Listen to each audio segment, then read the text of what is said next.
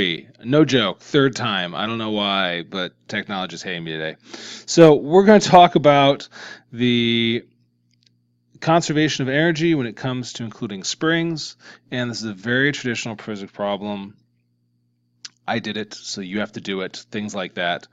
And basically what it works is we have a spring-loaded rifle that's firing a projectile. We'll call it a fake rubber bullet made of Play-Doh and happiness. We want to know how fast the projectile is going to be traveling 1.5 meters above the muzzle of the rifle if the spring is compressed 0.2 meters. So here you can see my beautiful drawings of rifles with spring-loaded bullets in them. Yeah, that's right. Get those laughs out of your system. All right, cool. All right, and so now what we're going to do is we are going to try and analyze and solve this problem about how fast they're going to be traveling when they are 1.5 meters above the muzzle. So first of all, it helps you draw a little sketch, and no, it does not have to be as gorgeous as mine, which mine is sad and pathetic. I know, I'm well aware of this. But we want to figure out everything, okay? So it says it goes to 1.5 meters above this. All right, so it's like how high it reaches there. And before we make any choices, we have to really make two initial decisions. One, if we're solving this the energy or not. I guess that's the fundamental one. But if let's say yes, considering this is the energy unit, we could have solved this the kinematics in all honesty and forces and blah, blah, blah, because we can do all that stuff. But we're going to solve with just energy, so we can do it one shot. That's what makes energy awesome. We have to then pick our system. And so our system is going to be what we're going to actually be examining. Now, since we're working with elastic, if we just choose the bullets, all right, so let's say, hey, we just choose the bullet. Well, then the bullet's not compressed, okay? So we'd have to then do a second equation to figure out how much work was done on the bullet, and it's like, well, what did the work? Well, the spring did the work. Well, if the spring did the work, you might as well include the spring in the system. So we're going to have a system of bullet and a spring. All right, so when we do our LOL, we're going to choose the spring and the bullets in our system. All right. So that way we can use this elasticity in there. Spring constant. There's my brain. All right. So the second big question is where are you going to call 0? Now, I personally always call 0 the lowest point the object ever reaches. All right, so when the spring is fully compressed, the object that's moving fundamentally is the ball. So I'm going to choose this as EG equals 0. Okay, this line, the lowest point. So that means this is another 0.2 meters below that. All right, good to know. All right, so we've chosen our system. We've chosen what we're going to call 0. So now we can ask ourselves the fundamental questions. And so it's like, hey, is it moving? No, it's not. Velocity 0. Hey, can it fall any farther? No, because I'm calling it at the ground. So yeah, I guess you could break and tip over, blah, blah. But it's at 0, so it has no gravitational energy. And then finally, is there anything being stretched or compressed? The answer is yes. So we have our spring as being compressed here. That is not what I mean to write. Thank you. So we have only elastic energy. So all of our energy is inelastic. Then once we release the spring, we pull the trigger, boom, fire it off. Then we're going to look at when it's up here at that 3 meter mark. So if it's at 3 meters, it's hopefully got some gravitational. And I don't know why I'm having a hard time writing. I guess I should have more lunch. So we're going to have gravitational energy.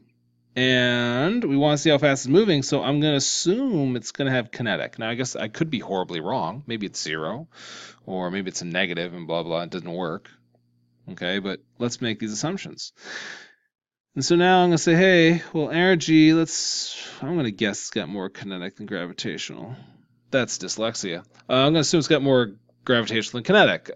It's really an arbitrary guess. It doesn't matter. All we really care about is keeping track of what energies are present. So the fact it goes from elastic to gravitational plus kinetic, that's the part that matters.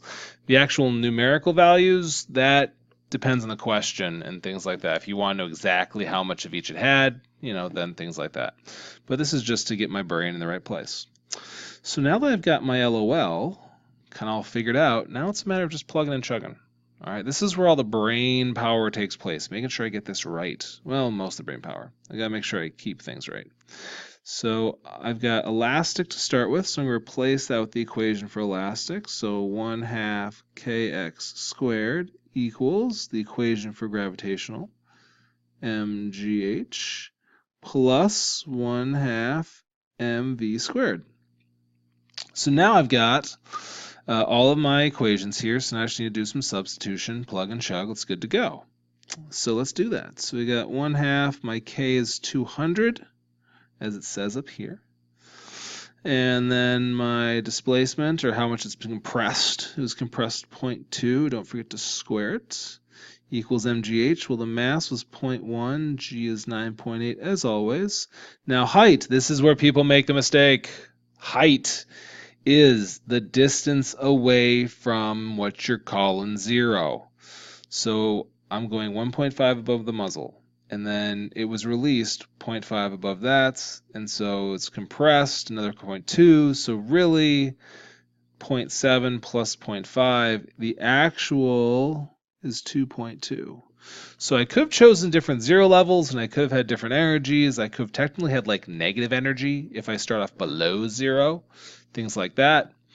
But remember, take everything into account. That's why the drawings help. So plus 1/2, the mass is then 0.1, and then the velocity, v squared, is what I'm solving for. So now I've got everything in one line here. So now I can solve for velocity. And when you punch in your calculator, you do, and you get 6.07 meters per second. That's your velocity. Seems, like it's like one shot, one line. And this is where energy is really cool, because if I didn't do this using energy, then I've had to been like, okay, so we had a force applied to the ball. So the force be equal to, kx, because that'd be the spring. And then that's going to cause the ball to accelerate. So that equals ma. Oh, and then we get to take the a and we get to do kinematics with it. And then we could say, okay, well, the distances traveled is 3, and then solve for the final velocity. We have to know the initial velocity is 0, so we'd have to do all these different steps if we wanted to. So you'd have to do, well, what force is applied? Well, that's the force of the spring, which equals ma. And then you'd also have to bring into fact, you have to draw a force diagram. So it's like, oh yeah, so not only is the spring applying a force up of kx, but then we've also got mg going down, so you got to do the net force. And then once you do that, so this is actually wrong, it's actually kx minus mg equals ma. It's like, okay, so now I got the acceleration. Once I got the acceleration, then you can use kinematics and blah, blah, blah, blah, blah, blah, blah. And that's why energy is awesome, because instead of doing all those steps, you can just do this. All right, it's a bit longer of an equation, but fundamentally just asking yourself a series of questions. All right, so that's when you're like, man, okay, energy's awesome. So it's still technically using all the same skills that we had from before, but it's using them a different way, so it's a little easier to process, a little easier to keep track of. All right, so that's how you solve an energy problem when you got springs involved, and I hope that was helpful. And I will catch you guys on the flip side.